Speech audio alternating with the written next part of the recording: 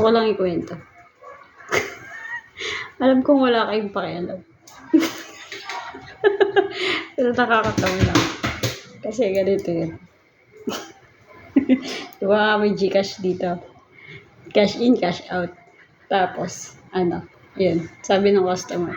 Sabi niya, ate pa-cash in, pa-cash out nga. Sabi niya. Tapos sabi ko, baby, oy, Sasa! Ayan, sabi niya, pay Maya. Napaisip ako, Gcash sabi niya. Gcash lang meron ako. Kaya, sabi ko sa kanya, ay wala po, sorry. Sabi ko. Tapos, tumawa siya. Pero hindi siya umaalis. Umalis sa tapat ng pinto. Hindi siya umalis dun. Tumatawa lang siya. So, akala ko naman may kausap siya o what. Yung pala, tinatawanan niya ako. Tinitignan niya yung banner kung siya ba yung nagkamali o ano. Tapos, syempre, na-confused na ako. Tinignan ko na lang yung banner ko.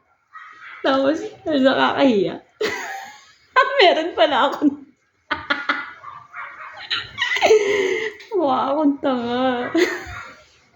Sorry na, pagod lang. Ayun nga, na-confuse na nga ako, di ba? Tapos ginawa ko. Ayan yung banner ko. Ayan yung banner ko. may bank transfer pala. Nasanay kasi ako na Gcash Labi. So, yun. Dahil nga pagod na ako, hindi ko na tinignan. As ngayon, pagtayo ko, tinignan ko siya.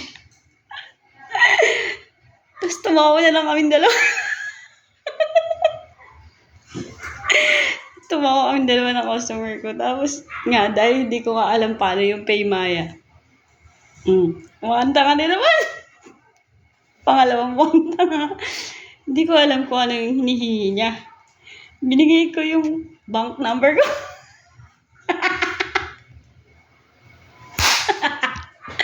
Yung pala, parang Gcash lang din pala yun. Cellphone number ko rin din pala yung kubi. O, di ba? Tanga-tanga lang. Nangangain ng tanga. O, yun lang. O.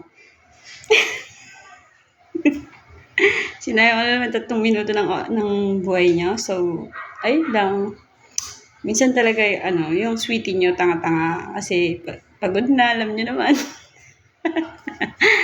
Daming ginagawa sa buhay. Yun. Kaya yun. Tanga lang. Tapos tawa na lang kami ng tawa, dalawa. Tapos bandang huli nagkahiyaan na kami. Nagkahiyaan na kami ng customer. So isip-isip niya, siguro tanga naman natin. Naglalagay-lagay ng ganyan, tapos di naman pala alam. Mga ganun. Wala lang, isip ko lang naman yun. Yan lang. Bye mga sweetie ko. Naglilinis na ako ng ato. Sobrang init. Grabe. Bye-bye.